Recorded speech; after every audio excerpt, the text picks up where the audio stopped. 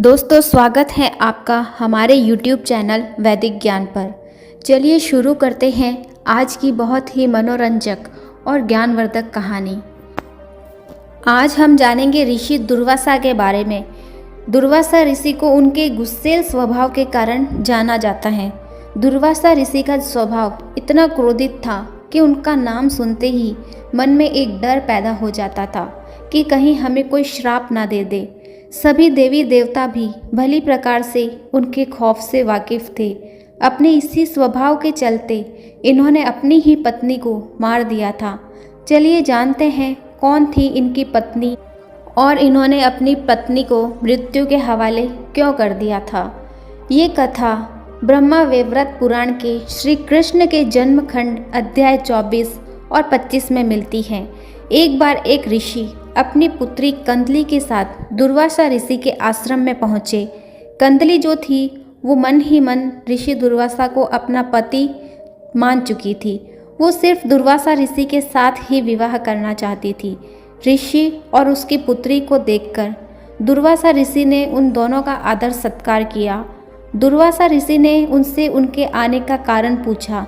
तब ऋषि ने अपने आने का सारा कारण बताते हुए कहा कि मेरी ये पुत्री कंदली आपके साथ विवाह बंधन में बंधना चाहती हैं। जिसके साथ साथ उन्होंने ये बताया कि मेरी पुत्री के गुणों का बखान तो मैं नहीं कर सकता, परंतु इसका एक अवगुण है।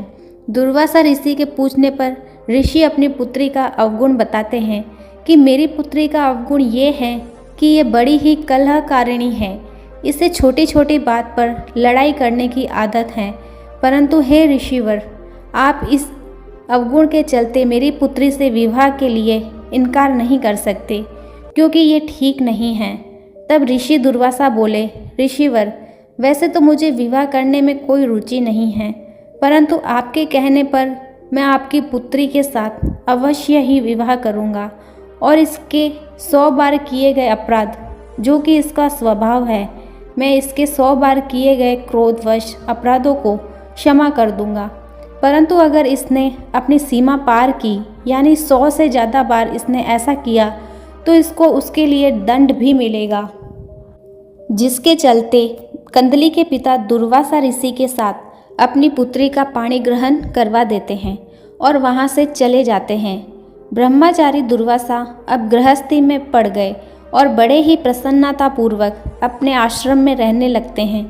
कुछ ही समय के बाद अपने स्वभाव के चलते कंदली बात बात पर अपने पति दुर्वासा से कलह करती हैं और ऋषि दुर्वासा को अपने वरदान के चलते सब कुछ सहना पड़ता था, जिसके बदले वो कंदली को बड़े ही प्रेम पूर्वक समझाते भी थे, परंतु वो उनकी बातों को बिल्कुल भी नहीं समझती थी।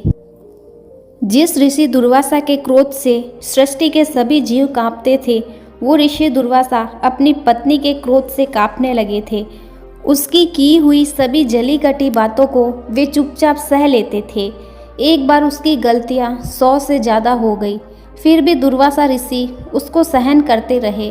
परंतु जब उनका गुस्सा असहनीय हो गया, तब ऋषि दुर्वासा अपने क्रोध पर नियंत्रण नहीं रख सके और तब उन्होंने अपनी पत्नी कंदली को श्राप देकर भस्म कर दिया।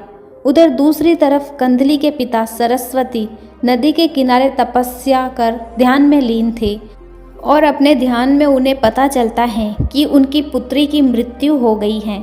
वो उसी क्षण ऋषि दुर्वासा के पास जाते हैं।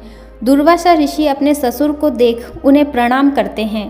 तब कंदली के पिता अपनी पुत्री के मरने का कारण पूछते हैं, जिस पर दुर्वासा ऋषि उन्हें सारी घटना बताते हैं। कंदली के पिता दुर्वासा को उल्हाना देते हुए कहते हैं, दुर्वासा, तुमने ये अच्छा नहीं किया। तुमसे अगर मेरी पुत्री का दोष सहन नहीं हुआ तो उसका त्याग कर देते, उसे ऐसे श्राप देकर भस्म क्यों कर दिया। इधर सूर्यवंशी राजा अम्बरीश एक महान विष्णु भक्त थे। सोते जागते हुए वो हर समय श्री हरि विष्णु का ध्यान करते थे। भगवान श्री हरि विष्णु उनसे इतना अधिक प्रसन्न हुए कि उन्होंने अपने सुदर्शन चक्र को राजा अम्बरीश की रक्षा के लिए नियुक्त किया था। एक बार की बात है, राजा अम्बरीश एकादशी का व्रत करके द्वादशी के दिन स्नान करके ब्राह्मणों को भोजन करवाकर खुद अभी भोजन करने के लिए बैठे ही थे कि इतने में ऋषि दुर्वासा भूख प्यास से व्याकुल हुए राजा अम्बरीश के पास पहुंचते हैं। ऋषि दुर्वासा को देखकर राजा अम्बरीश ने उन्हें दंडवत प्रणाम किया और पूछा, हे ऋषिवर, क्या आज्ञा है मेरे लिए? आप बताओ, मैं आपकी किस प्रकार सहायता कर सकता हूँ? इस पर दुर्वासा ऋषि बोलते हैं, हे राजन, मुझे बहुत जोरों से भूख लगी है, कृपया आप मुझे भोजन करवाइए। मैं अभी अपनी पूजा करके शीघ्र आता हूँ, तब तक आप मेरा इंतजार करें। इधर दुर्वासा ऋषि ने बहुत विलम्ब कर दिया। राजा भी चिंतित होने लगे। उन्हें अपना व्रत खोलना था और द्वादशी तिथि बीती जा रही थी। राजा अम्बरीश घोर संकट में फंस गए थे। अगर वो अपने व्रत का पालन कर लेते हैं तो इससे साधु को भोजन करवाए बिना भोजन करने का पाप लगेगा और जिससे दुर्वासा ऋषि क्रोध में भरकर कहीं श्राप ना दे दे। राजा अम्बरीश घोर चिंता में थे। उन्होंने अपने गुरुदेव से इस बारे में पूछा कि ऐसी स्थिति में अब क्या करना चाहिए।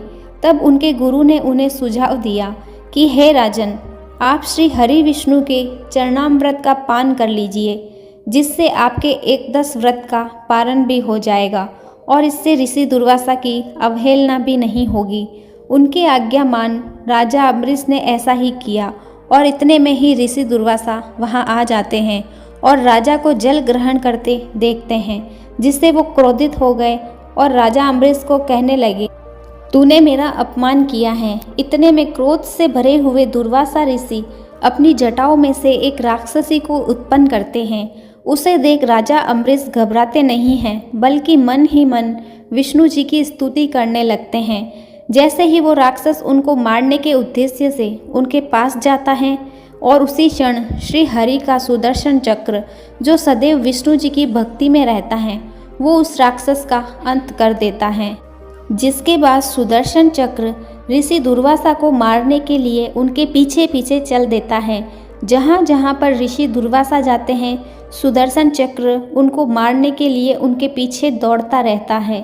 सुदर्शन चक्र को अपनी तरफ आता हुआ देख ऋषि दुर्वासा अपने प्राण बचाने के लिए यहाँ से वहाँ भागने लगे। संपूर्ण पृथ्वी पर जब उनको कहीं पर भी जगह नहीं मिली तो फिर वो भगवान शिव के पास गए। भगवान शिव ने कहा, इस सुदर्शन को मैं नहीं रोक सकता। तब ऋषि दुर्वासा ब्रह्मदेव के पास गए और कहने लगे, हे ब्रह्मादेव, इस सुदर्शन से मेरी रक्षा करें। तब ब्रह्मा जी ने खुद को असमर्थ बताते हुए कहा कि ये भगवान विष्णु का सुदर्शन है, तुम्हें उनके पास जाना चाहिए। दुर्वासा भगवान श्री हरि विष्णु के पास जाते हैं और बोलते हैं, हे प्रभु, अपने इस सुदर्शन से मेरी रक्षा करो। इस पर श्री हरि ऋषि दुर्वासा को क्रोधित होकर बोलते हैं, तुम्हें मेरे से नहीं, मेरे भक्त अम्बरीश से माफ़ी मांगनी होगी। तुमने मेरे भक्त का अपमान किया है। मेरे भक्त और उसकी पत्नी उसी दिन से उपवास पर हैं जिस दिन से आप उनके यहाँ से बिना भोजन करे आए हैं।